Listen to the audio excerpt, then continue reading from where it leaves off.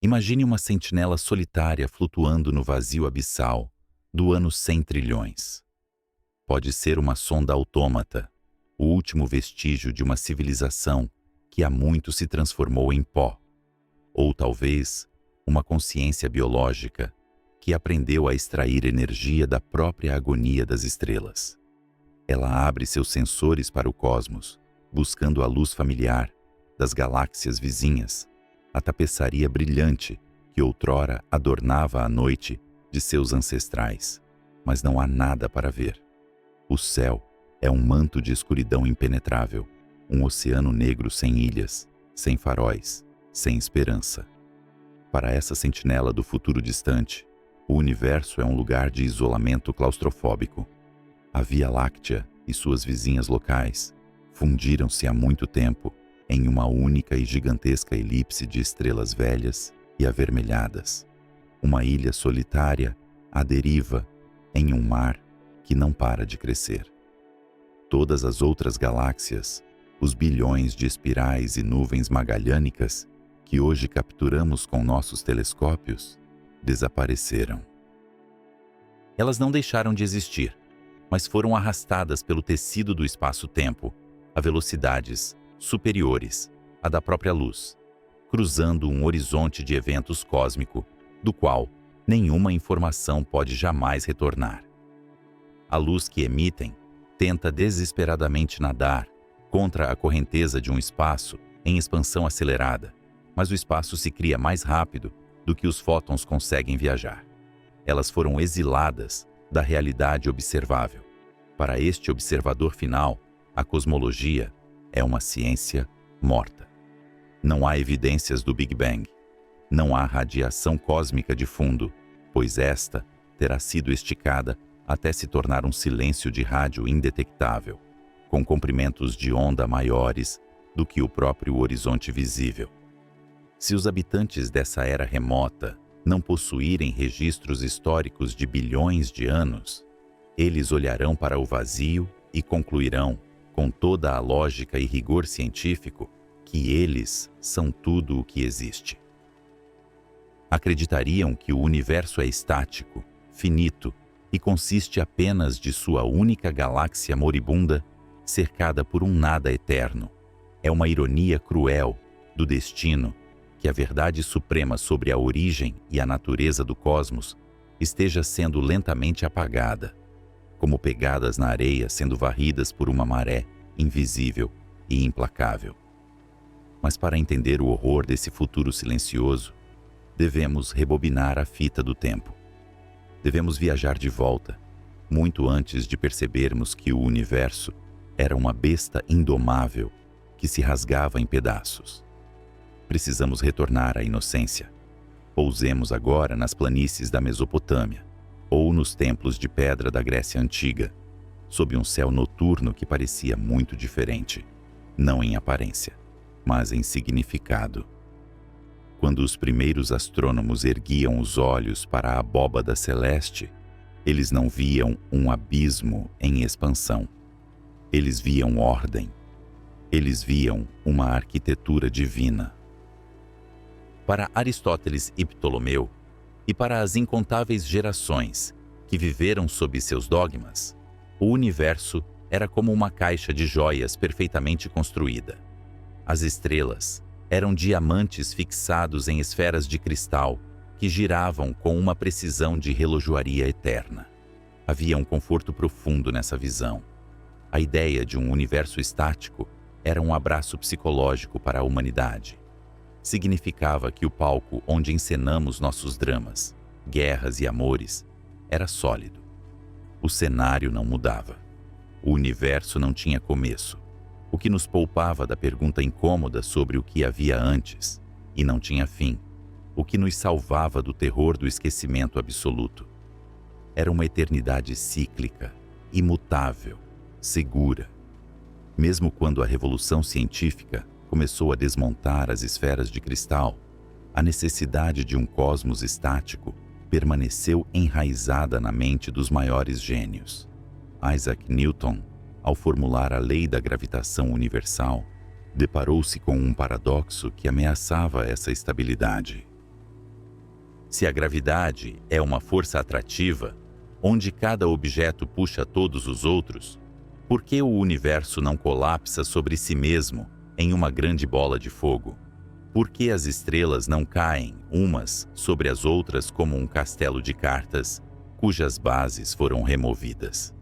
Newton, incapaz de aceitar um universo que se autodestruía, invocou a mão divina para manter as estrelas separadas, ou supôs que o universo fosse infinito, com estrelas distribuídas uniformemente em todas as direções, de modo que a atração da direita cancelasse a atração da esquerda, mantendo tudo em um equilíbrio precário, como agulhas equilibradas em suas pontas.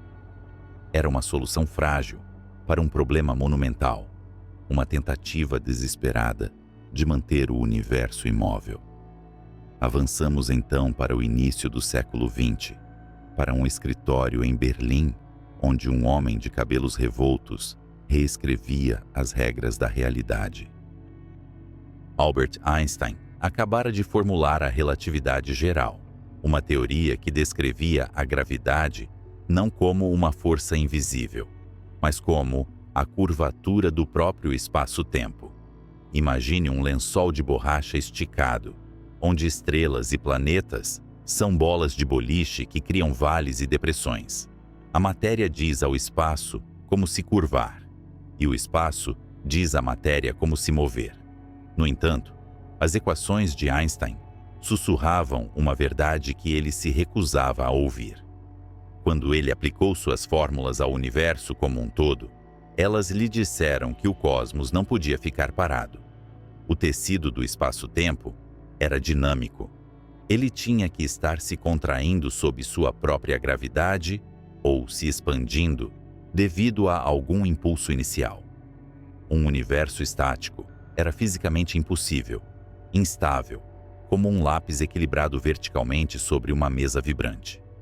Ao menor toque, ele cairia. Mas a intuição filosófica de Einstein, o preconceito milenar herdado dos gregos, gritou mais alto que sua própria matemática. O universo tinha que ser eterno, tinha que ser estático. A ideia de um cosmos que mudava de tamanho, que tinha um nascimento explosivo ou uma morte gélida, parecia-lhe grosseira, quase irracional. Para forçar a realidade a se curvar à sua vontade, Einstein introduziu um termo extra em suas equações. Ele o chamou de constante cosmológica. Imagine essa constante como uma força antigravitacional, uma pressão invisível, embutida no próprio vácuo do espaço, que empurrava para fora, com a exata mesma força que a gravidade puxava para dentro.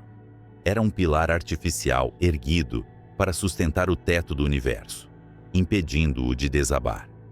Com essa modificação matemática, Einstein restaurou a ordem. O universo voltou a ser a caixa de joias imutável. O palco estava seguro novamente. O mundo da física respirou aliviado. A eternidade estava garantida. Mas a natureza não se importa com nossas preferências filosóficas ou com a elegância de nossas equações. Enquanto os teóricos dormiam tranquilos sob o cobertor da constante cosmológica, a realidade preparava-se para abrir as cortinas e revelar um cenário muito mais vasto e aterrorizante.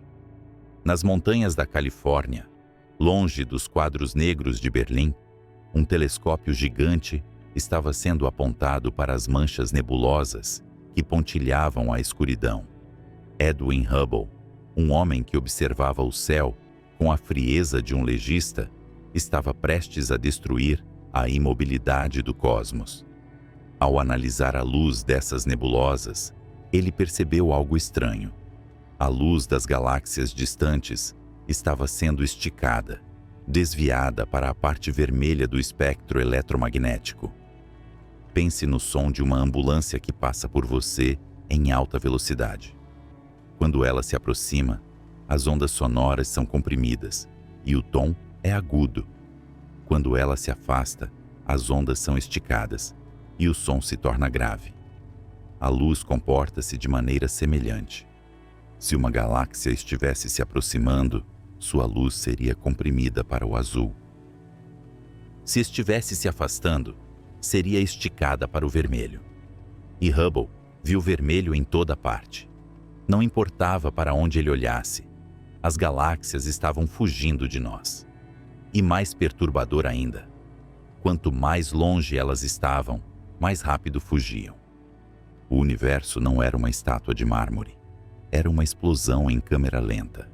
O tecido do espaço estava se esticando, carregando as galáxias consigo, como detritos em um rio caudaloso. A descoberta de Hubble despedaçou o universo estático. Einstein, ao ver os dados, chamaria sua constante cosmológica de seu maior erro. A muleta matemática foi descartada. O universo teve um início. Houve um Big Bang. E agora, sabíamos que ele estava se expandindo.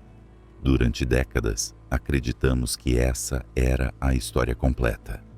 O universo nasceu em fogo, expandiu-se e, pensávamos nós, a gravidade acabaria por vencer. A atração mútua de toda a matéria no cosmos agiria como um freio gigantesco. Esperávamos que a expansão diminuísse gradualmente, assim como uma pedra, lançada ao ar, sobe cada vez mais devagar até parar. O destino do universo parecia ser uma desaceleração graciosa, talvez até uma reversão, um Big Crunch, onde tudo voltaria a se reunir em um abraço final. Mas estávamos errados, tragicamente errados. A visão daquela sentinela no ano 100 trilhões não é causada apenas pela inércia do Big Bang. Há algo mais à espreita nas sombras. Algo que não percebemos enquanto olhávamos para a luz das estrelas. No final do século XX, quando tentamos medir o quanto a gravidade estava freando o universo, encontramos o oposto. As galáxias distantes não estão desacelerando. Elas estão acelerando. É como se você jogasse uma maçã para o alto e, em vez de cair de volta para sua mão, ela disparasse para o céu com velocidade crescente, impulsionada por uma mão fantasma.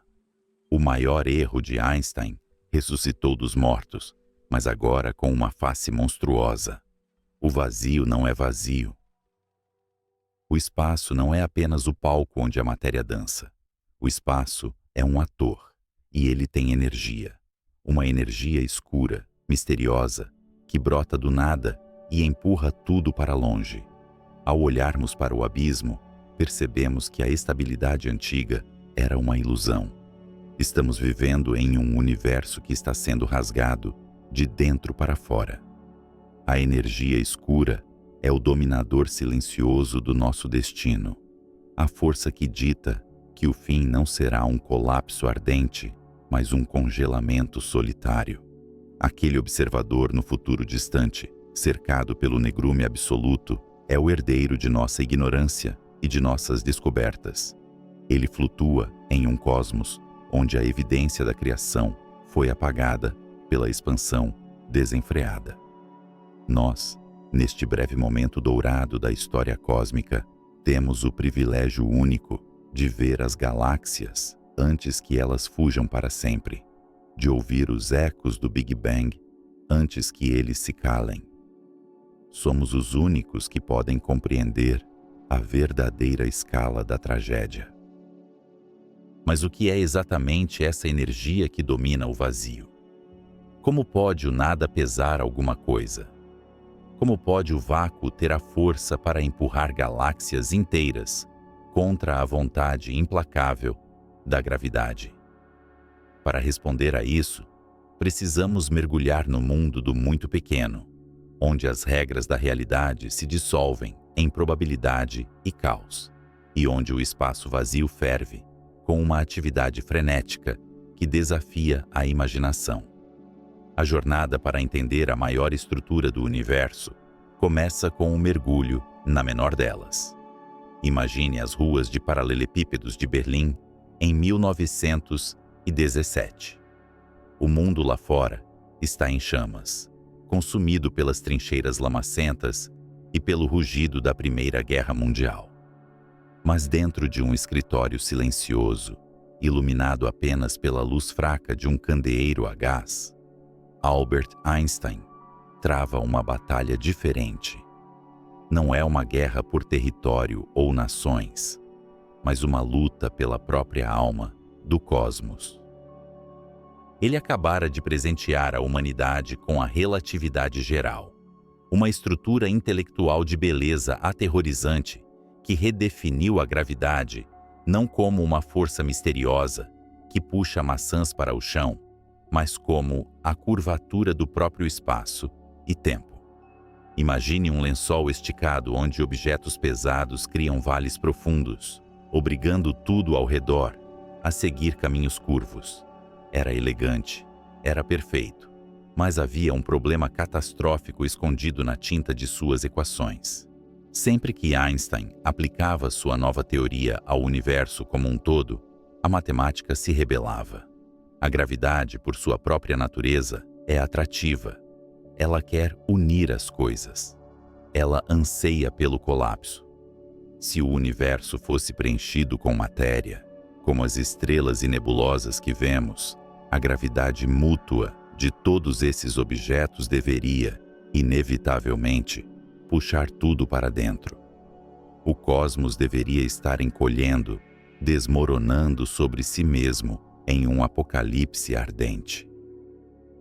No entanto, para Einstein e para todos os sábios daquela época, o universo era um templo estático.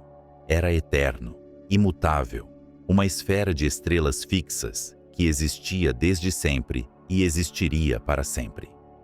A ideia de um universo que se move, que respira ou que muda de tamanho era tão estranha quanto a ideia de que o tempo poderia parar. Para salvar sua visão de um universo imóvel contra a tirania de sua própria matemática, Einstein cometeu um ato de vandalismo calculado.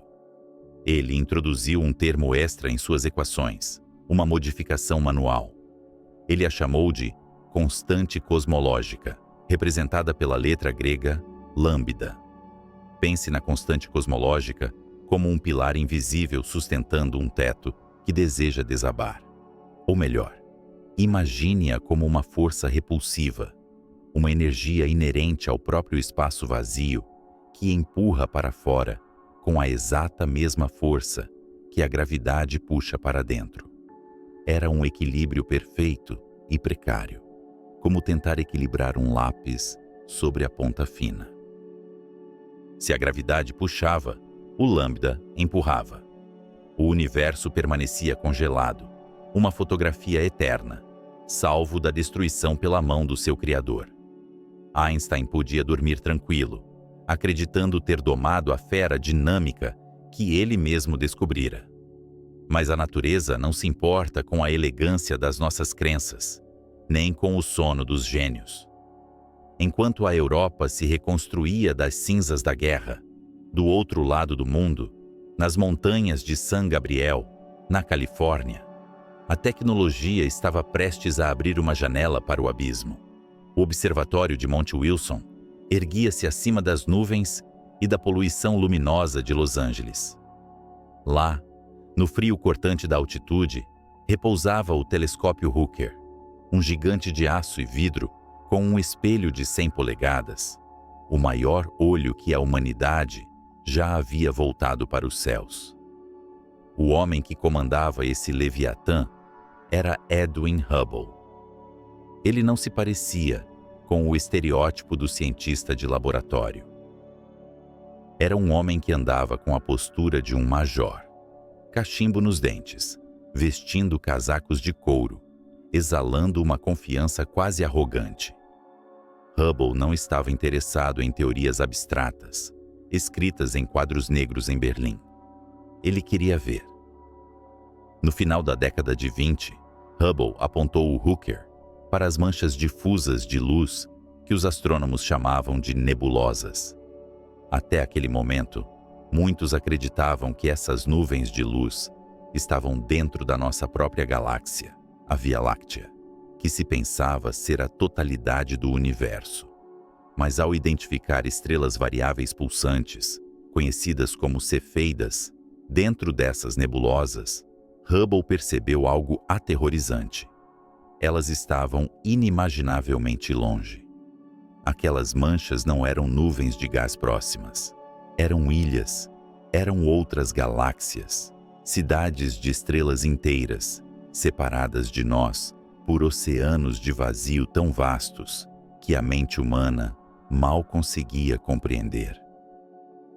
O universo de repente cresceu de um quintal aconchegante para um arquipélago infinito. Mas a verdadeira revolução não foi o tamanho do palco, mas o que os atores estavam fazendo. Hubble começou a analisar a luz que vinha dessas galáxias distantes. Ele usou um prisma para decompor a luz estelar em um arco-íris, o espectro. Quando a luz viaja pelo espaço, ela carrega assinaturas, linhas escuras que revelam os elementos químicos das estrelas. Mas Hubble notou que essas linhas não estavam onde deveriam estar. Elas estavam deslocadas para a extremidade vermelha do espectro. Para entender o que isso significa, imagine o som de uma ambulância passando por você. Quando ela se aproxima, o som é agudo. As ondas sonoras são espremidas. Quando ela se afasta, o som se torna grave. As ondas são esticadas. A luz se comporta de maneira semelhante. Se uma galáxia estivesse se aproximando de nós, sua luz seria espremida para o azul. Mas se estivesse se afastando, suas ondas de luz seriam esticadas, tornando-se mais longas e avermelhadas. Para onde quer que Hubble olhasse, com exceção de alguns vizinhos muito próximos, as galáxias estavam vermelhas. Elas estavam fugindo. E não era uma fuga aleatória. Havia uma ordem matemática sinistra nesse êxodo. As galáxias que estavam 2 vezes mais longe moviam-se 2 vezes mais rápido. As que estavam 3 vezes mais longe, 3 vezes mais rápido. Isso não era uma explosão no espaço, onde estilhaços voam para o vazio pré-existente. Era o próprio espaço que estava sendo criado entre as galáxias. Imagine um pão de passas crescendo no forno. As passas não estão se movendo através da massa. É a massa entre elas que se expande, afastando cada passa de todas as outras. Do ponto de vista de qualquer passa, parece que todas as outras estão fugindo. A descoberta foi um terremoto.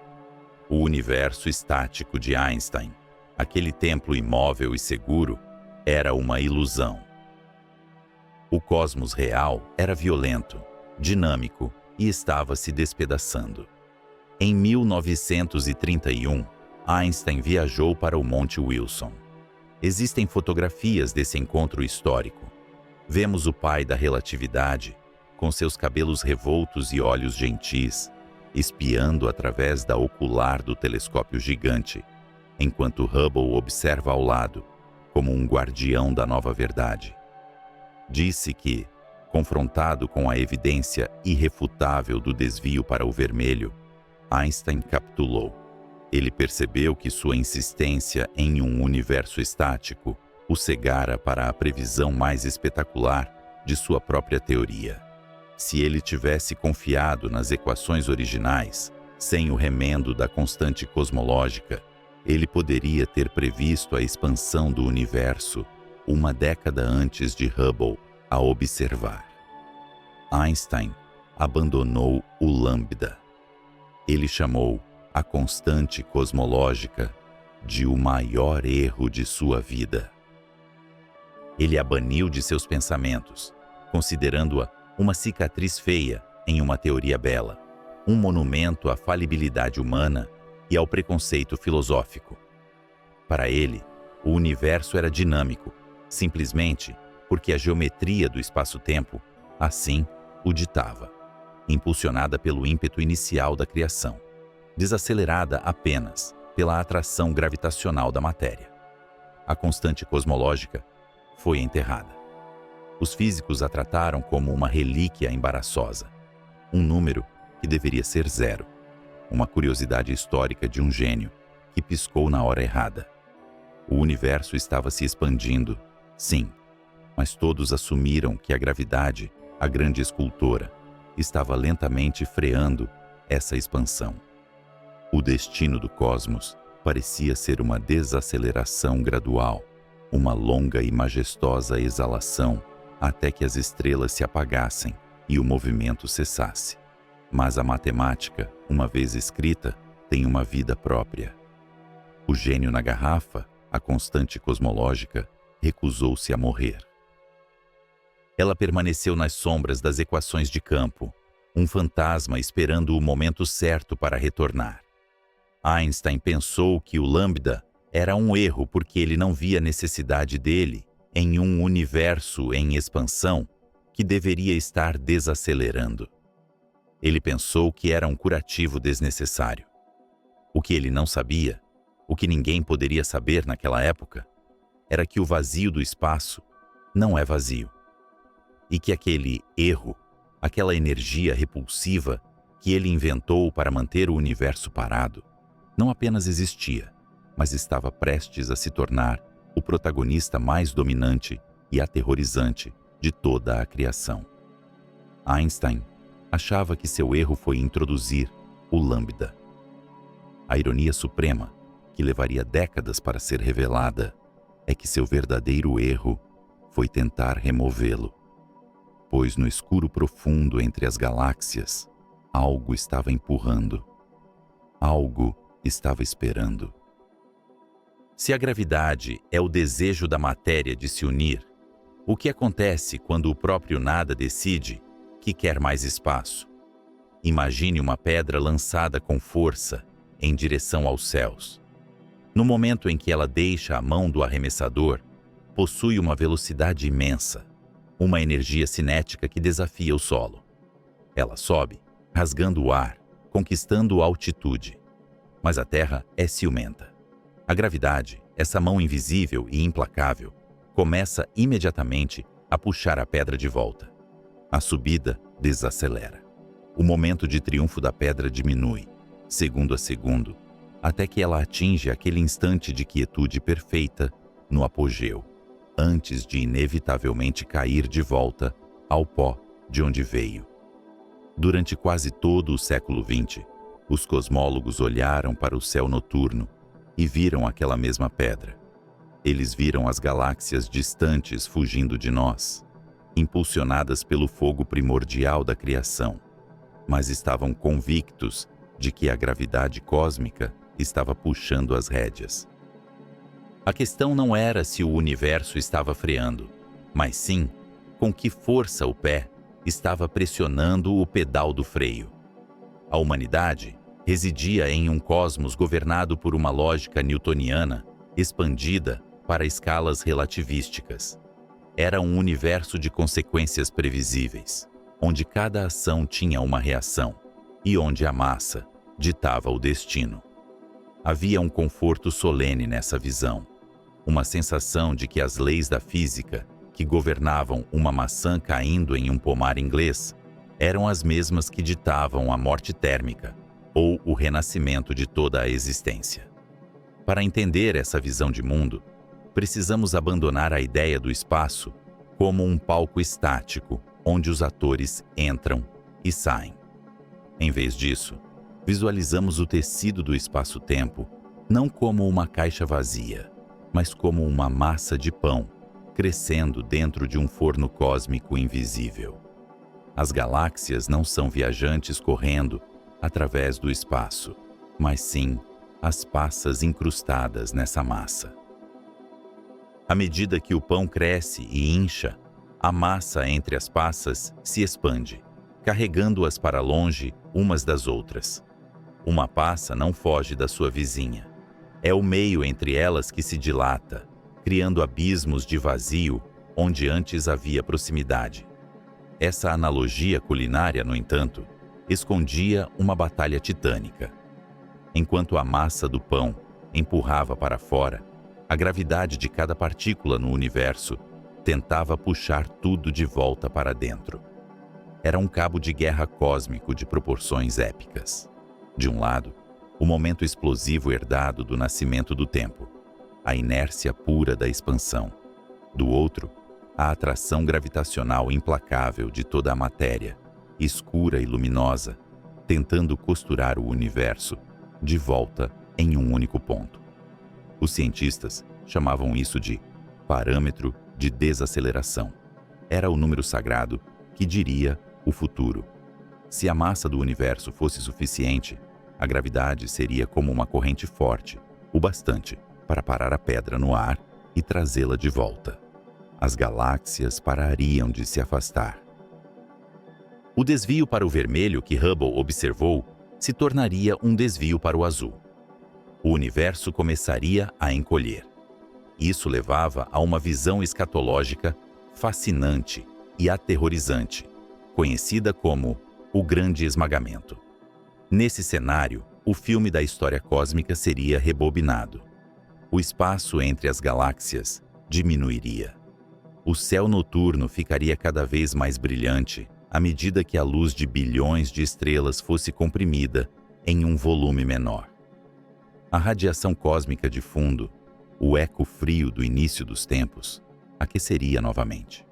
Eventualmente, estrelas colidiriam, galáxias se fundiriam em um caos ardente, e toda a matéria, toda a energia, toda a história e memória do universo seriam esmagadas em uma singularidade final, um ponto de densidade infinita e temperatura infinita. O fim seria um espelho do começo. Havia uma elegância cíclica nessa teoria que atraía muitos teóricos. Talvez o universo fosse como um pulmão, inspirando e expirando em éons de tempo, morrendo em fogo apenas para renascer em outro Big Bang. Um universo fênix, eterno em sua recorrência. A outra possibilidade era menos dramática, mas igualmente melancólica. Se a gravidade fosse fraca demais, se não houvesse matéria suficiente para segurar a expansão, o universo continuaria a crescer para sempre, mas cada vez mais devagar. A pedra subiria eternamente, perdendo velocidade, mas nunca parando completamente, nunca retornando.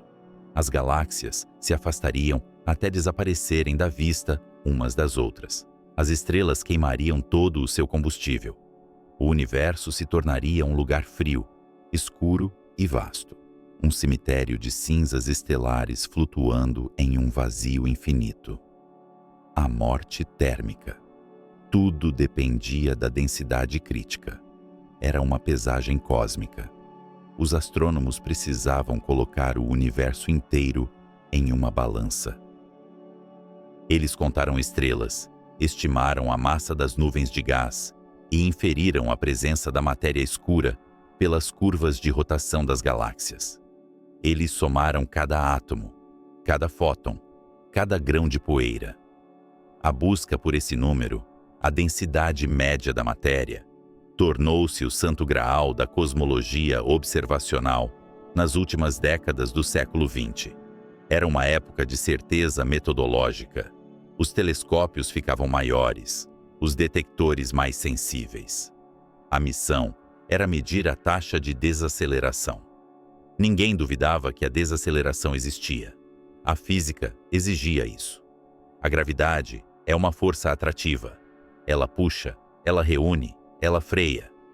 Não havia nenhuma força conhecida na natureza capaz de empurrar as galáxias para longe umas das outras em grandes escalas além do impulso inicial.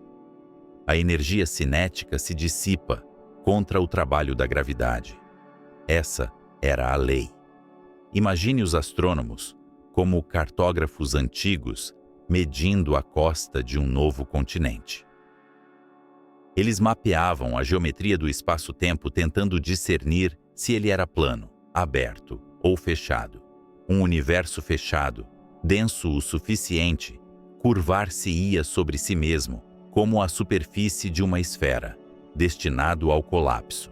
Um universo aberto, rarefeito demais, curvar-se-ia como uma sela de cavalo, destinado à solidão eterna. Um universo plano, equilibrado no fio da navalha da densidade crítica, desaceleraria assintoticamente, parando apenas no infinito do tempo. Mas medir o universo é uma tarefa repleta de ilusões. Para medir a velocidade de expansão no passado e compará-la com a atual, precisamos olhar para longe. E olhar para longe é olhar para o passado. A luz leva tempo para viajar.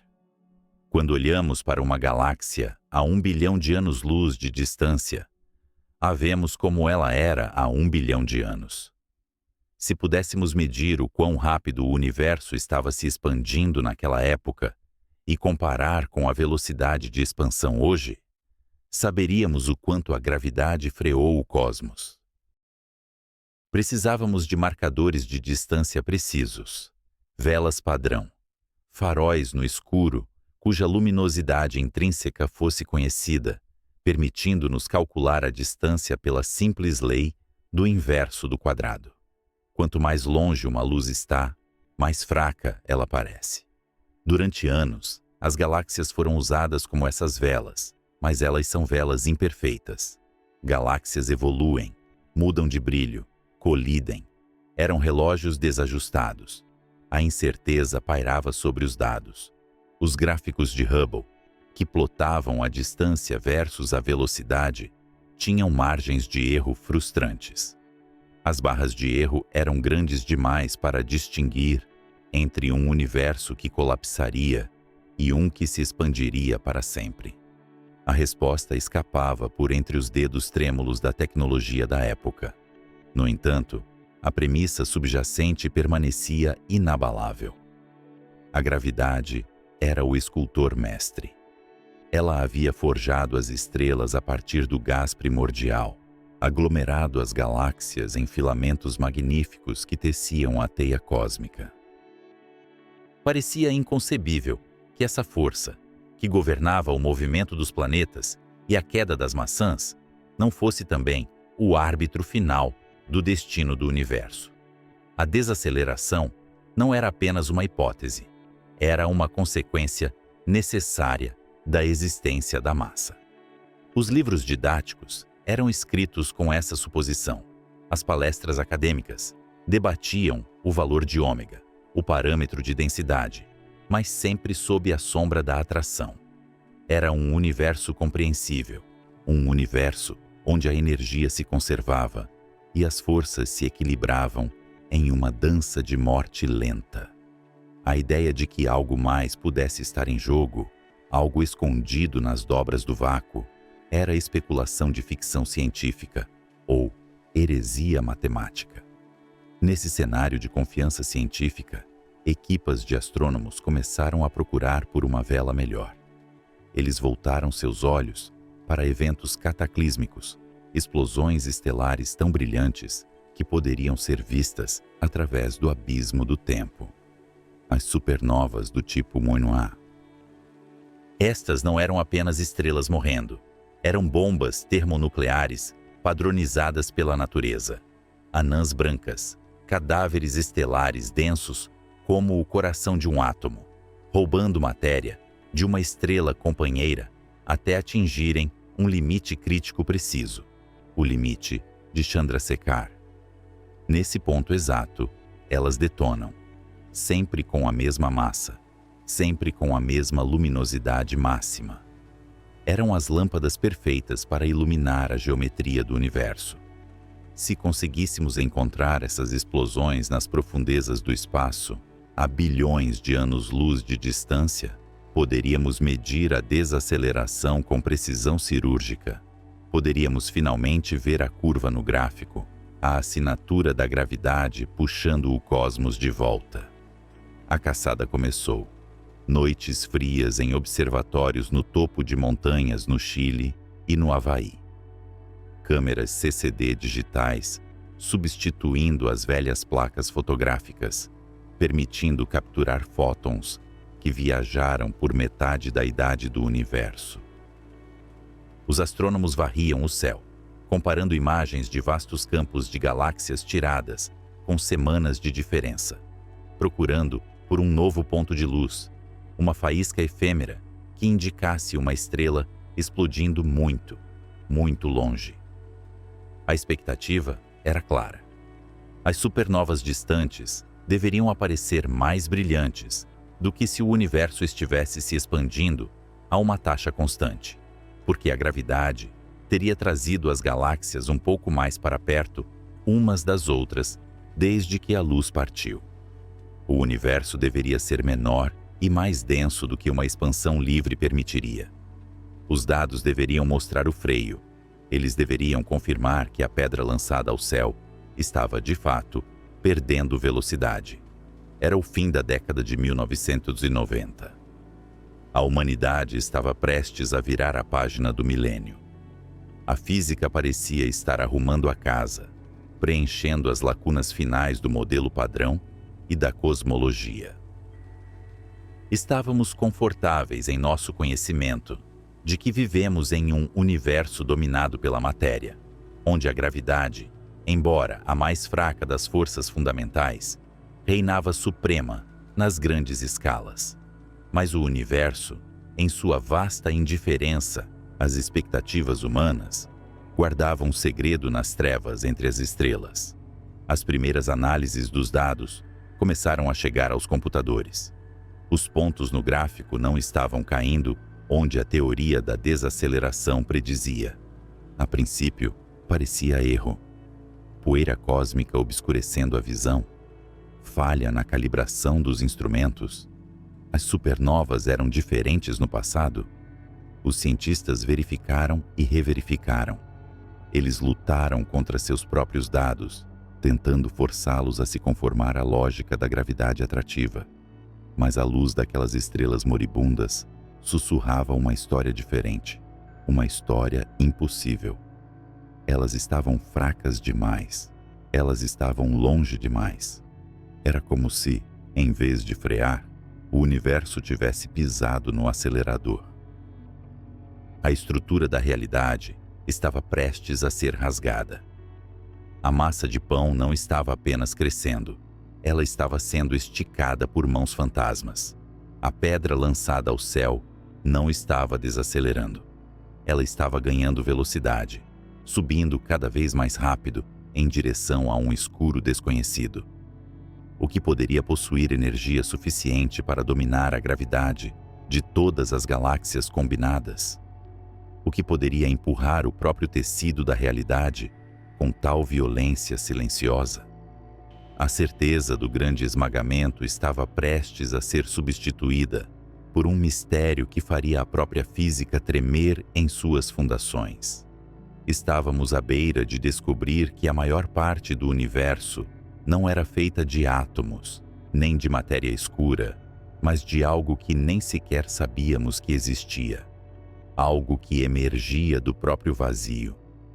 O palco estava montado não para uma resposta, mas para a maior pergunta que já havíamos formulado. Se a gravidade estava perdendo a batalha, quem era o novo vencedor? Nas montanhas áridas do Chile, onde o ar é tão rarefeito que cada respiração exige esforço e o céu noturno se abre como uma mandíbula de obsidiana cravejada de diamantes, o destino do cosmos estava prestes a ser reescrito. Era o final da década de 1990, uma época de otimismo tecnológico na Terra, mas de profunda incerteza nas fronteiras da cosmologia.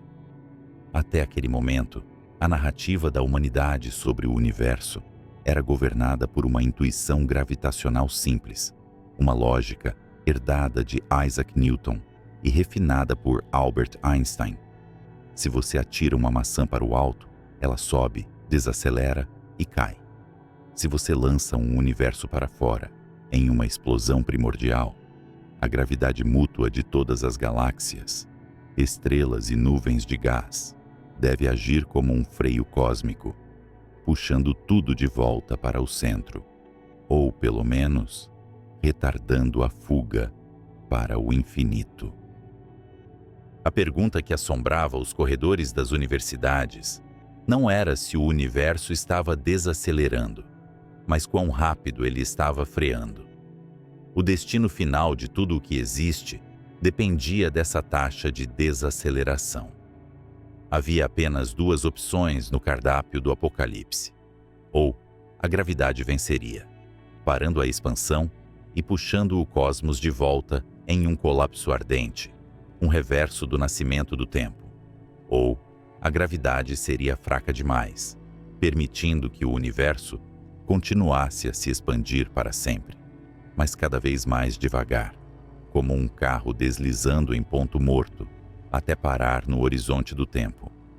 Para resolver essa aposta existencial, duas equipes de astrônomos embarcaram em uma corrida científica que mais parecia uma caçada ao tesouro em um oceano sem mapas. De um lado estava o projeto de cosmologia de supernovas, liderado por Saul Perlmutter. Do outro, a equipe de busca de supernovas High-Z, com Brian Schmidt e Adam Riess. Eram rivais amigáveis, mas ferozes, competindo pelo privilégio de pesar o universo. A ferramenta que escolheram para essa tarefa hercúlea não era uma balança, mas uma bomba termonuclear natural de precisão assustadora. Eles precisavam de marcadores de distância, boias luminosas ancoradas nas profundezas do espaço e do tempo. Encontraram essa ferramenta nas anãs brancas. Imagine uma estrela que já viveu sua vida, queimou todo o seu combustível nuclear e colapsou sob o próprio peso, até se tornar um cristal de carbono e oxigênio do tamanho da Terra, mas com a massa do Sol. Esta é a anã branca, um cadáver estelar. Mas este cadáver pode ser reanimado se tiver uma companheira.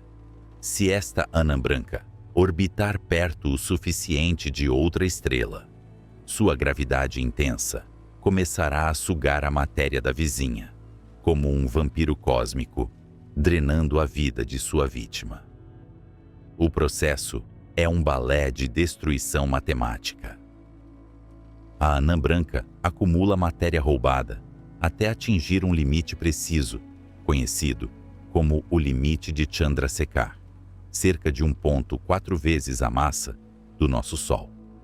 Nesse exato momento, a pressão que sustenta a estrela falha catastroficamente. A temperatura interna dispara e o carbono se inflama em uma fusão nuclear instantânea. A estrela inteira detona. Não é apenas uma explosão, é uma aniquilação que, por algumas semanas, pode brilhar mais intensamente do que uma galáxia inteira de 100 bilhões de estrelas. O que torna essas supernovas do tipo Ia tão preciosas para os astrônomos não é apenas a violência de sua morte, mas a uniformidade dela. Como todas explodem ao atingir quase a mesma massa crítica, elas explodem com quase a mesma luminosidade intrínseca. Elas são o que chamamos de velas padrão. Se você vê uma vela acesa a 1 metro de distância, ela tem um certo brilho. Se você vê a mesma vela a 1 quilômetro, ela é muito mais fraca. Como sabemos exatamente quão brilhante a vela é na realidade, podemos calcular a distância exata, apenas medindo o quão fraca ela parece aos nossos olhos.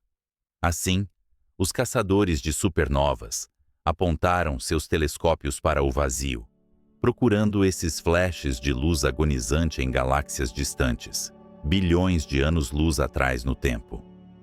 A premissa era clara, e a física parecia inabalável. Eles mediriam o desvio para o vermelho da luz dessas galáxias para saber o quanto o espaço havia se expandido desde a explosão, e comparariam isso com o brilho da supernova para saber a distância. Se a gravidade estivesse fazendo seu trabalho, freando a expansão, as supernovas mais distantes deveriam parecer um pouco mais brilhantes e estar um pouco mais próximas do que se o universo estivesse se expandindo a uma taxa constante. Era como medir a desaceleração de um carro, observando como os faróis de outros veículos se aproximam no espelho retrovisor. As noites nos observatórios eram longas e frias, preenchidas pelo zumbido mecânico dos telescópios rastreando a rotação da Terra e pelo silêncio tenso da análise de dados.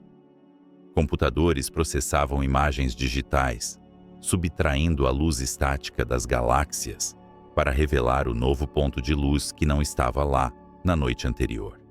Cada supernova encontrada era um ponto em um gráfico, um pixel na imagem do destino cósmico. À medida que os dados se acumulavam, uma inquietação começou a se espalhar pelas duas equipes. Os números não se encaixavam. As supernovas distantes eram fracas, demasiado fracas. A primeira reação foi a negação, o ceticismo saudável, que é a armadura de qualquer cientista. Talvez houvesse poeira cósmica entre nós e aquelas galáxias, obscurecendo a luz e fazendo as estrelas parecerem mais distantes do que realmente estavam, como neblina em uma estrada noturna. Talvez as supernovas no universo primitivo fossem quimicamente diferentes, intrinsecamente menos brilhantes. As equipes verificaram e reverificaram, polindo suas lentes metafóricas e literais, procurando o erro, o bug no software, a falha no raciocínio. Mas a poeira cósmica avermelharia a luz, e essas supernovas não mostravam tal sinal. A química estelar parecia consistente. O erro se recusava a aparecer. A realidade dos dados permanecia, teimosa e aterrorizante. As supernovas eram mais fracas do que qualquer modelo de universo desacelerado permitia. A única explicação geométrica para aquela luz tão tênue era que as estrelas estavam muito mais distantes do que deveriam estar. Foi então que a impossível conclusão começou a tomar forma nas mentes de Adam Riess, Brian Schmidt e Saul Perlmutter. Imagine que você joga aquela maçã para o alto. Você espera que ela suba e depois caia. Mas em vez disso, enquanto você observa, a maçã sobe e, de repente, ganha velocidade. Ela não cai. Ela dispara para o céu, cada vez mais rápido, rompendo as nuvens, escapando da atmosfera, acelerando rumo às estrelas, como se um motor invisível tivesse sido ligado em seu núcleo. O universo não estava freando. A gravidade, a força que esculpiu as galáxias e mantém nossos pés no chão, estava perdendo a batalha cósmica. Era 1998, quando a notícia rompeu as comportas da comunidade científica. O universo não estava apenas se expandindo, ele estava acelerando. O tecido do espaço-tempo estava sendo esticado por algo que não podíamos ver, tocar ou compreender totalmente. As galáxias não estavam apenas se afastando umas das outras devido ao impulso inicial da criação. Elas estavam sendo empurradas, repelidas por uma mão invisível que emergia do próprio vazio. Esta descoberta virou a cosmologia de cabeça para baixo. Durante décadas, assumiu-se que o espaço vazio era inerte, um palco passivo onde o drama da matéria acontecia. A mecânica quântica já havia sugerido que o vácuo era um caldeirão fervilhante de partículas virtuais aparecendo e desaparecendo, mas a escala dessa energia parecia irrelevante para o movimento das galáxias. Agora, os dados das supernovas diziam o contrário. O vazio tinha peso, o nada tinha força. Para explicar essa aceleração, os físicos tiveram que ressuscitar um fantasma que o próprio Einstein havia tentado exorcizar, a constante cosmológica. Mas agora, ela não era um fator de correção para manter o universo estático. Ela era a manifestação de uma energia inerente ao próprio espaço. À medida que o universo se expande, cria-se mais espaço. Se o espaço tem energia, então cria-se mais energia. E essa energia exerce uma pressão negativa, uma espécie de antigravidade que empurra o universo para fora com violência crescente. A gravidade, sendo uma força atrativa, dilui-se à medida que a matéria se espalha. Mas essa nova força, que viria a ser batizada com um nome que evoca nossa profunda ignorância, energia escura, não se dilui. ela é constante. Quanto mais o universo cresce, mais energia escura existe e mais forte se torna o empurrão. É um ciclo de feedback positivo de proporções cósmicas. O choque dessa revelação foi visceral. Significava que a matéria que conhecemos, os prótons, nêutrons e elétrons que compõem estrelas, planetas, oceanos e nossos próprios corpos, não era o ator principal no palco do universo. Éramos apenas espuma flutuando em um oceano profundo e escuro de energia desconhecida. A matéria bariônica, tudo o que a ciência havia estudado por milênios, era apenas uma impureza menor, uma poeira cintilante em um cosmos dominado por essa entidade fantasmagórica. A visão de um grande esmagamento, onde o universo terminaria em fogo e unidade, evaporou-se instantaneamente. Em seu lugar, surgiu uma profecia de solidão eterna. Se a aceleração continuar, as galáxias distantes serão empurradas para além do horizonte de eventos cósmico, para um lugar onde a luz delas nunca mais poderá nos alcançar. O céu noturno, com o passar de eons inimagináveis, ficará vazio e negro. As civilizações do futuro distante, se existirem, olharão para cima e não verão nada além de sua própria galáxia, ilhadas em uma escuridão absoluta, sem qualquer evidência do Big Bang ou da vasta teia cósmica que hoje mapeamos com tanto orgulho. Mas o que é exatamente essa energia? É realmente a constante cosmológica de Einstein, uma propriedade imutável do espaço? Ou é um campo dinâmico, algo fluido que muda com o tempo, uma quintessência que permeia o cosmos como um éter moderno? Os dados das supernovas nos disseram o que o universo está fazendo, mas permaneceram silenciosos sobre o porquê. Eles nos mostraram o efeito, mas esconderam a causa sob o manto de distâncias intransponíveis. A descoberta da aceleração cósmica foi um momento de humildade suprema. No auge de nossa capacidade tecnológica, quando pensávamos ter as chaves do reino celestial, o universo abriu uma porta para um porão escuro e vasto, cuja existência sequer suspeitávamos. As velas padrão iluminaram a escuridão apenas o suficiente para nos mostrar o tamanho da nossa ignorância. Enquanto os telescópios continuavam a rastrear o céu, capturando a luz moribunda de estrelas que explodiram antes mesmo da Terra existir, uma nova e inquietante realidade se assentava. Vivemos em um universo fugitivo. Estamos em uma jangada de matéria, sendo arrastada por uma correnteza invisível e implacável, afastando-nos de todas as outras ilhas de luz, navegando em direção a um futuro frio e solitário. A energia escura não é apenas um número em uma equação. É o ditador silencioso do nosso destino final. E enquanto olhamos para o abismo em expansão, a pergunta que ecoa não é mais de onde viemos, mas para onde estamos sendo levados com tanta pressa. Em um escritório silencioso em Berlim, no ano de 1917, Albert Einstein cometeu um ato de vandalismo matemático contra sua própria obra-prima. Diante das equações da relatividade geral, que descreviam um universo dinâmico e inquieto, ele hesitou. A elegância de sua teoria exigia movimento, mas sua intuição filosófica, ancorada em milênios de pensamento aristotélico, clamava por estática. O universo deveria ser eterno, imóvel, um monumento de mármore suspenso no tempo.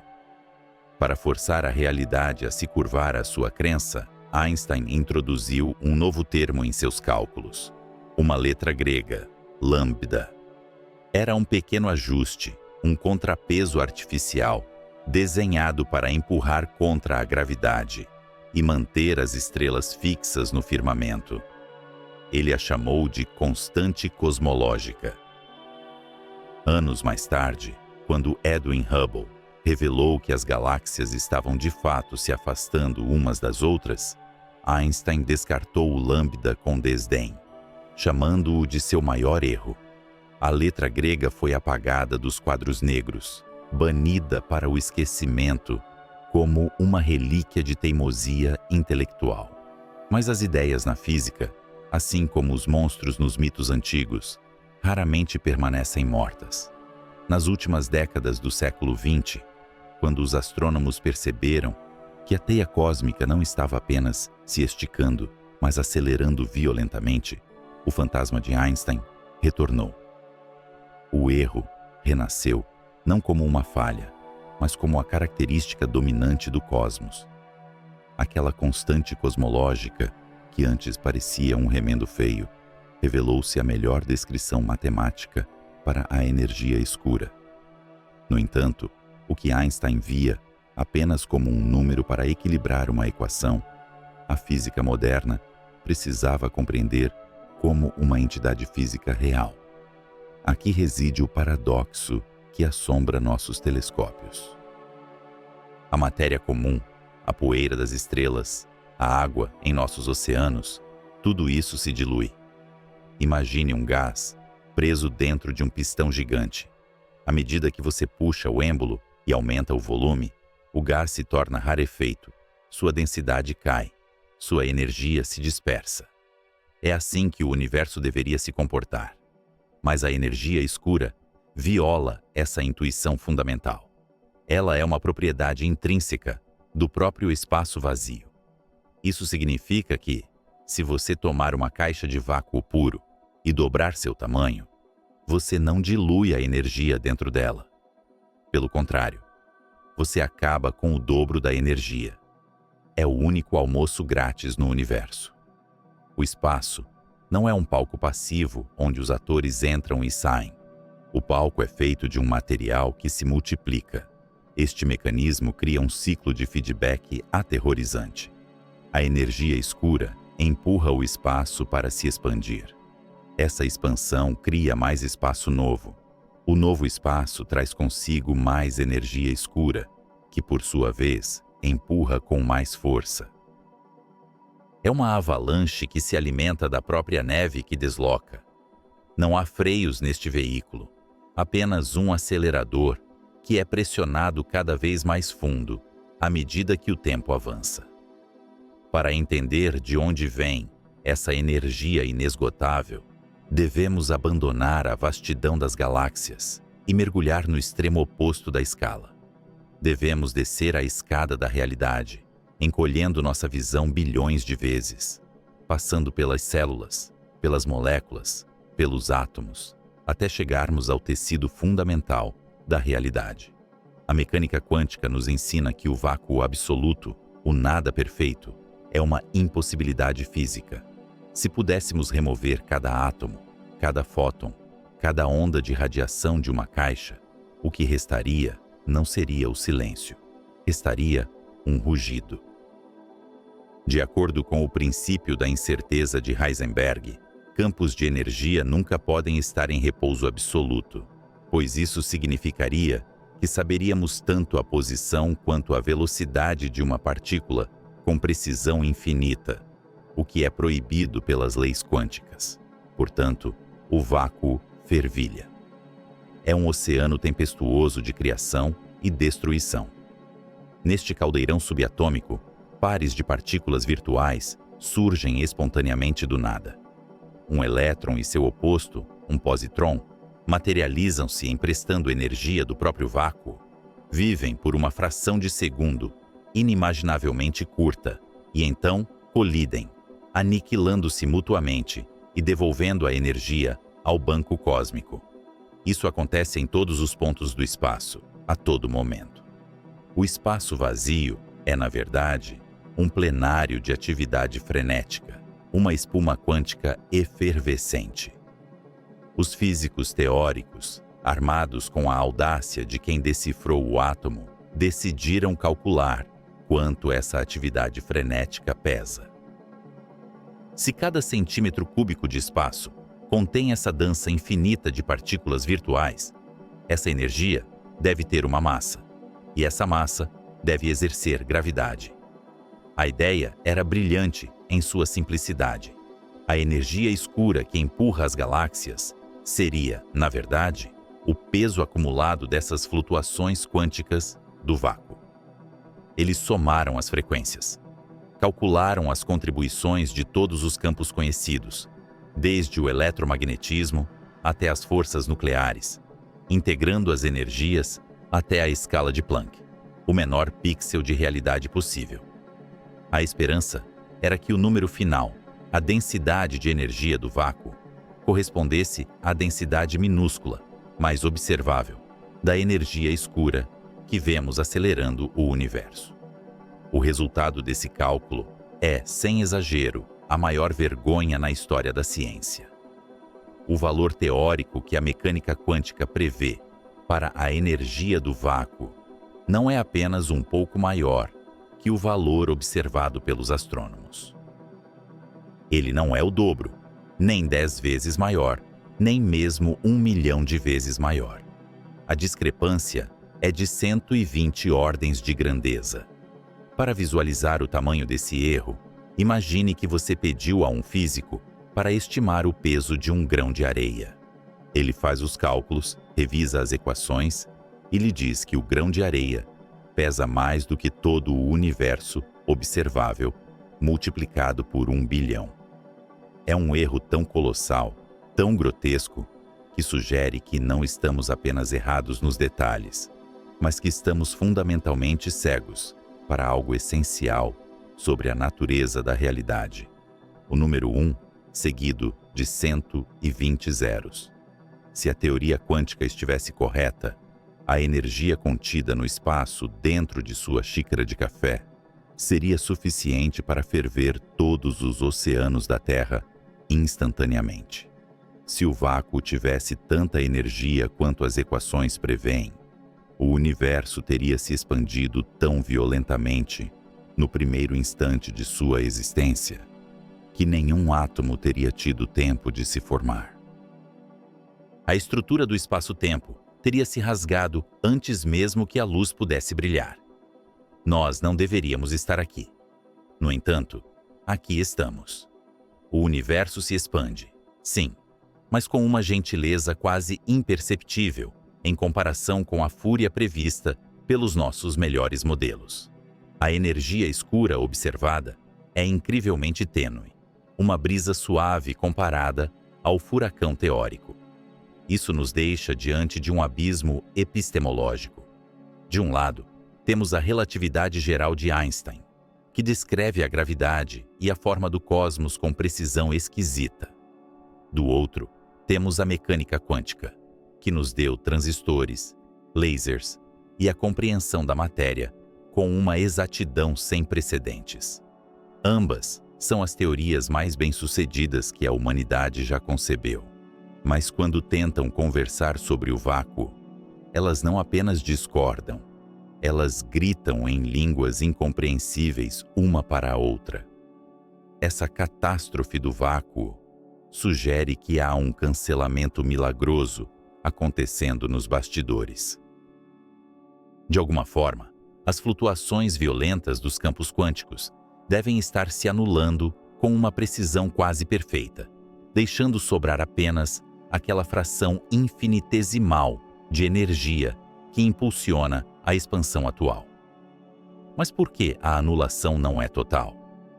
Por que sobra exatamente essa quantidade minúscula, necessária para que a vida e as galáxias existam, mas suficiente para condenar o universo a um futuro de isolamento frio? Alguns físicos argumentam que a solução exige uma nova física, algo que transcenda as dimensões que conhecemos. Talvez a energia do vácuo vaze para dimensões extras ocultas, invisíveis aos nossos instrumentos. Outros sugerem que o próprio conceito de gravidade deve ser reescrito. Mas há uma possibilidade ainda mais inquietante. Talvez o valor da energia escura não seja fixo por nenhuma lei fundamental. Talvez estejamos vivendo em um universo acidental, uma bolha de estabilidade rara em um oceano de caos multiversal. onde a maioria dos outros universos já se despedaçou sob o peso de seus próprios vácuos ou colapsou em um piscar de olhos. O renascimento do erro de Einstein nos trouxe até a beira do conhecimento, onde a luz da nossa compreensão vacila diante da escuridão. A energia escura não é apenas uma força que move galáxias. Ela é um sintoma de que nossa compreensão do nada está profundamente equivocada. Se o espaço vazio contém o segredo do destino final de tudo o que existe, o que mais ele esconde em seu silêncio vibrante? Imagine um observador solitário, posicionado na superfície de um mundo rochoso, orbitando uma anã vermelha moribunda, trilhões de anos no futuro. Ele aponta seu telescópio para o céu noturno, esperando encontrar a tapeçaria cintilante de galáxias, nebulosas e aglomerados estelares que tanto nos fascina hoje. Em vez disso, ele encontra apenas um abismo de escuridão absoluta. Não há Andrômeda, não há galáxia do Triângulo, não há o brilho difuso de estruturas distantes. Para esse astrônomo do futuro, a Via Láctea e seus remanescentes fundidos constituem a totalidade do cosmos. Ele poderia deduzir que vive em um universo estático, uma ilha solitária de matéria cercada por um oceano infinito e vazio. A história do Big Bang, a radiação cósmica de fundo e a expansão majestosa do espaço-tempo teriam sido apagadas, perdidas para sempre, além de um horizonte de eventos cosmológico que se fechou como uma cortina de ferro. Esta é a tragédia do conhecimento que a energia escura nos impõe. Estamos vivendo em uma era privilegiada, uma janela temporal estreita, onde a luz das galáxias distantes ainda consegue alcançar nossos sensores antes que a expansão acelerada as arremesse para além de nossa visão. Mas o destino final do universo não é apenas uma questão de visibilidade. É uma questão de estrutura, de sobrevivência da própria matéria. Para entender como essa história termina, devemos olhar para a natureza dessa força invisível que domina o cosmos. Os cosmólogos representam essa natureza através de um número simples, um parâmetro conhecido como equação de estado, representado pela letra W. Se W for igual a -1, a densidade da energia escura permanece constante enquanto o universo se expande. Uma verdadeira constante cosmológica, como Einstein imaginou. Se W for menor que -1, entramos no reino aterrorizante da energia fantasma, onde a força repulsiva cresce com o tempo, tornando-se cada vez mais virulenta. Vamos projetar a linha do tempo seguindo o primeiro cenário, o caminho do W igual a -1. Este é o caminho para o grande congelamento, ou a morte térmica. Neste futuro, a aceleração continua a afastar os aglomerados de galáxias uns dos outros. O espaço entre eles se estica tão rapidamente que a luz emitida por uma galáxia vizinha jamais alcançará a nossa. O universo observável começa a encolher, não em tamanho físico, mas em conteúdo. As galáxias desaparecem da nossa vista, uma a uma, cruzando o horizonte cósmico, vermelhas e fracas, até se desvanecerem no nada. É como estar em um navio, no meio do oceano, enquanto a curvatura da Terra se acentua drasticamente, fazendo com que todas as outras embarcações desapareçam abaixo da linha do horizonte, deixando-nos completamente sós. Dentro da nossa fortaleza gravitacional local, a Via Láctea e Andrômeda já terão completado sua dança gravitacional, fundindo-se em uma única galáxia elíptica gigante, muitas vezes chamada de Milcomeda. Mas fora dessa ilha, o universo se torna um lugar frio e silencioso. A formação de estrelas cessa à medida que o gás livre é consumido ou expulso para o vazio intergaláctico. As grandes estrelas azuis e brancas explodem e morrem, deixando para trás anãs brancas, estrelas de nêutrons e buracos negros. O universo torna-se avermelhado, iluminado apenas pelo brilho fraco das anãs vermelhas de vida longa, as últimas vigias da era estelar. Mas até elas têm um fim. Daqui a 100 trilhões de anos, a última estrela se apagará. O cosmos entrará na era degenerada. O céu será um cemitério de cadáveres estelares frios. Se a teoria do decaimento do próton estiver correta, a própria matéria bariônica, os blocos de construção dos átomos que compõem nossos corpos e planetas, começará a se dissolver. A matéria sólida deixará de existir, evaporando-se em uma névoa tênue de partículas subatômicas e radiação. Restarão apenas os buracos negros, os últimos imperadores do universo. Monstros de gravidade que devoraram tudo o que podiam. No entanto, nem mesmo eles são imortais. Através do processo sutil da radiação Hawking, eles começarão a evaporar, devolvendo sua massa ao vácuo na forma de fótons frios. Os buracos negros gigantes levarão googles de anos para desaparecer, mas quando o último deles explodir em um flash final de luz, o universo entrará na Era das Trevas, um estado de entropia máxima, um vasto mar de fótons, neutrinos e elétrons, separados por distâncias tão incomensuráveis que raramente, ou nunca, se encontrarão. O tempo perde o sentido, pois nada acontece. O universo se torna um túmulo gelado e eterno. Contudo, existe um destino ainda mais violento e dramático, caso a energia escura não seja constante, mas sim crescente. Se o parâmetro W for menor que -1, a energia fantasma assume o controle e nos conduz ao grande rasgo. Neste cenário, a densidade da energia escura aumenta à medida que o universo se expande.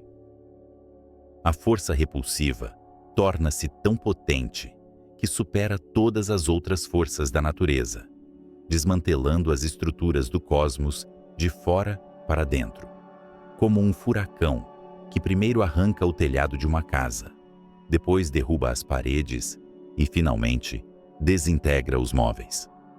Imagine a linha do tempo final. Aproximadamente 60 milhões de anos antes do fim, a gravidade que mantém a nossa galáxia unida, a Via Láctea, sucumbe. A energia fantasma supera a atração gravitacional do centro galáctico. As estrelas nas bordas espirais se desprendem e vagam sozinhas pelo vazio. A majestosa estrutura espiral se dissolve, espalhando bilhões de sistemas estelares em um isolamento absoluto. A destruição avança implacável. 3 meses antes do fim do tempo, a força repulsiva penetra nos sistemas solares. A gravidade do nosso Sol já não consegue segurar a Terra em sua órbita. Os planetas se desprendem e derivam para o espaço profundo, solitários e congelados. 30 minutos antes do fim, a energia fantasma desce à escala planetária.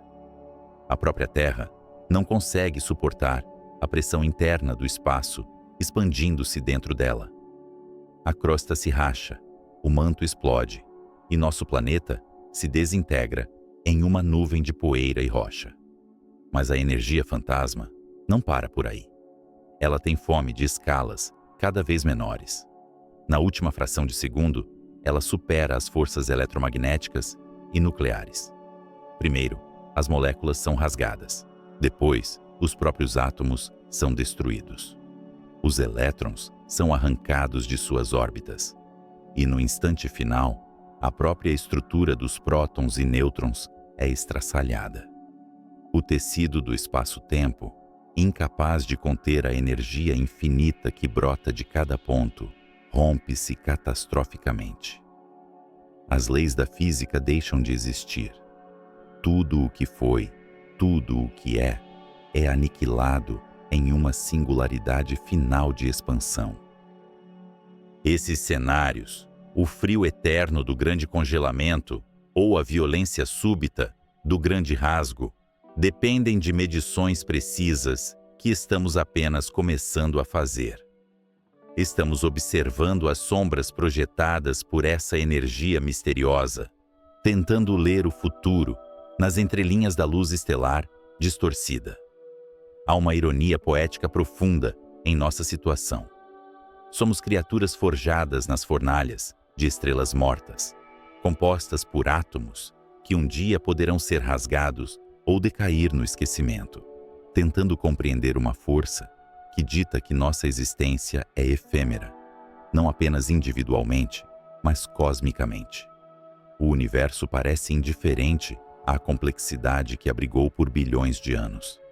No entanto, há uma terceira possibilidade, uma alternativa que sugere que o fim pode não ser o fim, mas sim um novo começo.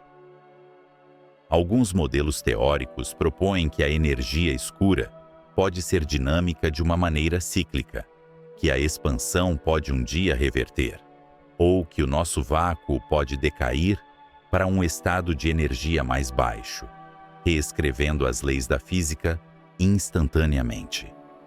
Enquanto olhamos para o abismo do futuro, confrontados pela escolha entre o gelo eterno e a desintegração total, resta-nos a pergunta fundamental sobre a natureza do tempo e da existência. Se o universo teve um início violento e caminha para um fim silencioso ou destrutivo, qual é o significado desse breve intervalo de luz e vida? Seremos nós apenas flutuações momentâneas em um mar de entropia? Ou a nossa capacidade de compreender o nosso próprio fim confere ao universo uma forma de imortalidade através da consciência? Imagine um astrônomo solitário em um planeta distante, orbitando uma estrela anã vermelha, daqui a 100 bilhões de anos. Seus instrumentos são feitos de tecnologias que hoje não podemos sequer sonhar. Sua matemática é perfeita e sua dedicação à verdade é absoluta. Ele aponta seu telescópio mais poderoso para o abismo negro acima. Ele espera ver a tapeçaria de galáxias, os filamentos da teia cósmica ou o brilho residual da criação, mas ele não vê nada. Apenas a escuridão estática e sufocante envolve sua própria galáxia-ilha. Para este observador do futuro, o universo é pequeno, finito e imutável.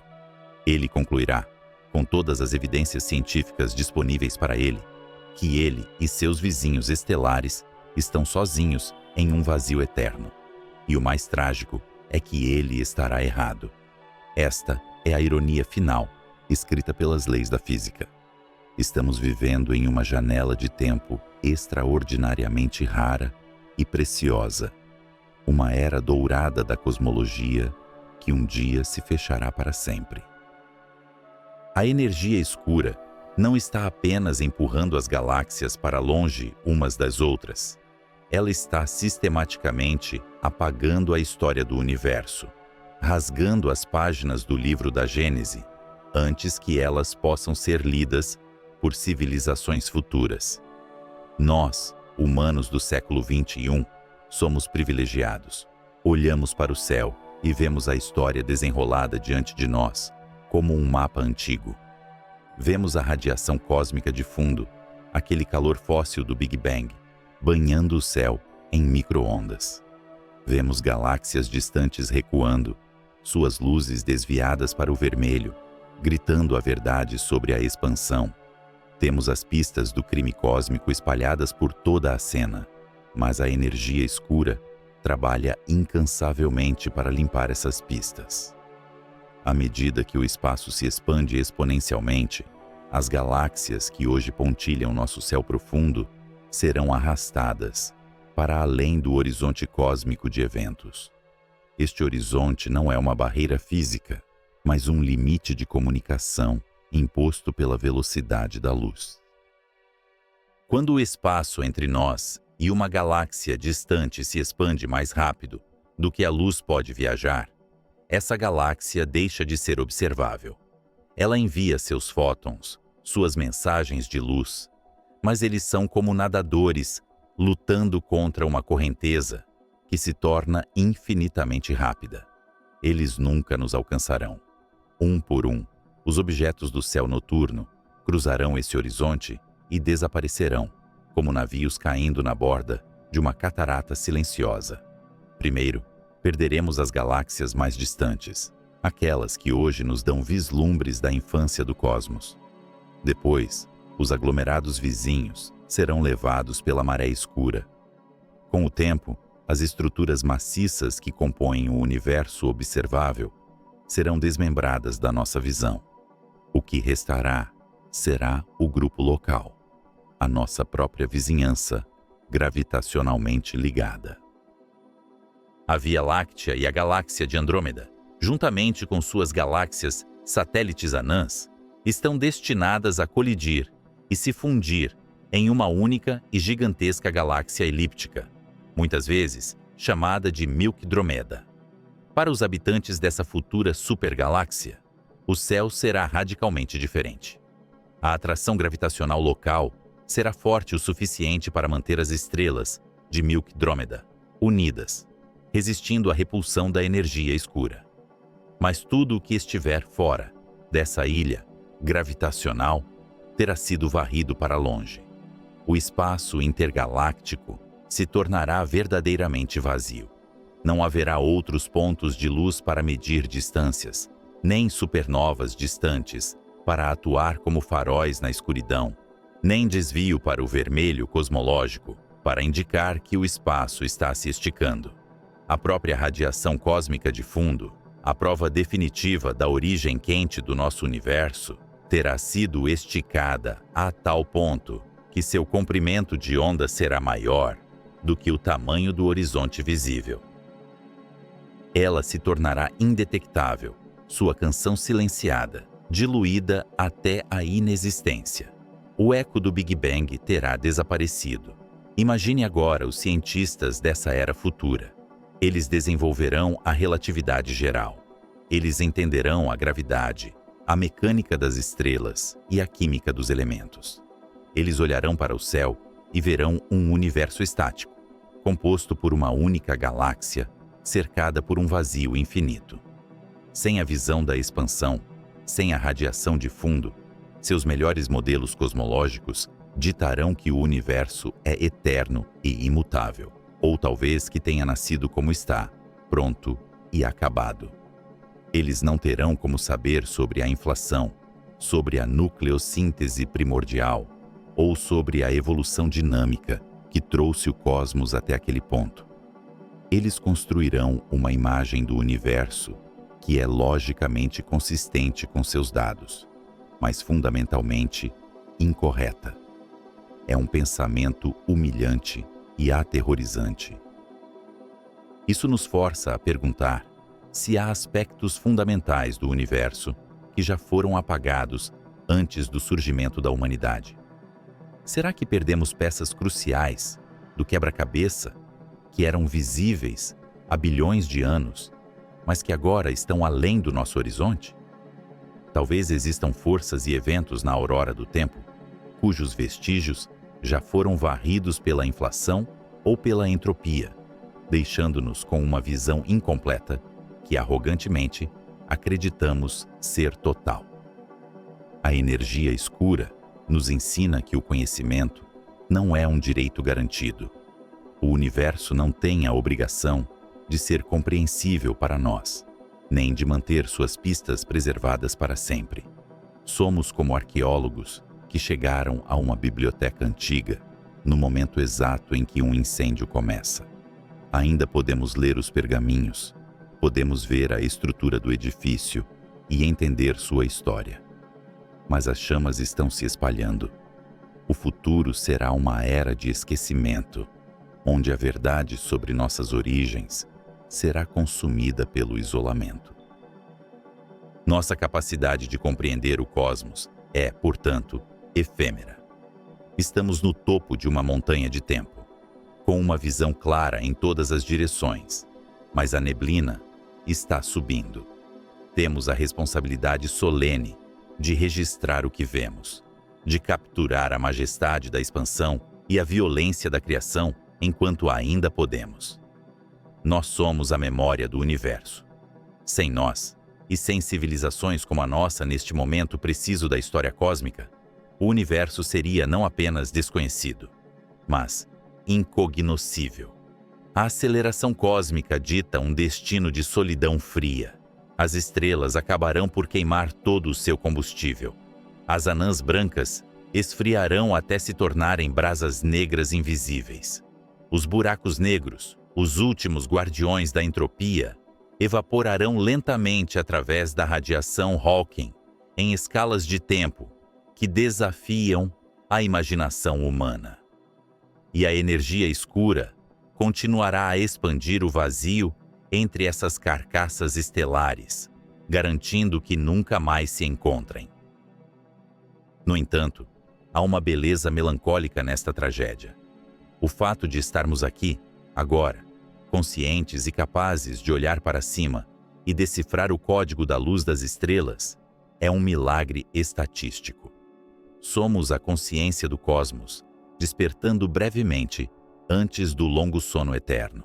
A energia escura pode ditar o fim físico, dispersando a matéria até que o universo seja um vasto oceano de nada. Mas ela não pode apagar o fato de que, por um breve momento, nós entendemos. Nós vimos as galáxias fugindo. Nós medimos a curvatura do espaço-tempo. Nós deduzimos a existência do invisível. Em um universo que corre em direção ao esquecimento, o ato de conhecer é a maior rebelião. É a nossa forma de desafiar a escuridão que se aproxima. Pode ser que civilizações futuras, presas em suas ilhas galácticas solitárias, nunca saibam o que nós sabemos. Elas podem olhar para o vazio e ver apenas espelhos de sua própria solidão. Mas nós estivemos aqui. Nós vimos a vastidão. Nós testemunhamos a glória da expansão acelerada e compreendemos, mesmo que imperfeitamente, o mecanismo que move as engrenagens da realidade. Talvez o universo não tenha sido feito para nós, mas nós, certamente, fomos feitos pelo universo para sermos suas testemunhas. Enquanto a luz das galáxias distantes ainda chega aos nossos telescópios, enquanto os fótons antigos ainda carregam os segredos do início, temos o dever de olhar, de aprender e de nos maravilhar. Pois a noite está chegando, e ela será longa, silenciosa e vazia. A única luz que permanecerá será aquela que acendemos em nossas mentes, através da compreensão, uma chama desafiadora contra a inevitável extinção das luzes cósmicas. E quando a última estrela se apagar e o último horizonte se fechar, o que terá importado não será a duração da nossa existência, mas a profundidade da nossa visão, enquanto os olhos ainda podiam ver. Será que somos os únicos a perceber que o universo está morrendo? Ou somos os únicos a perceber que ele viveu?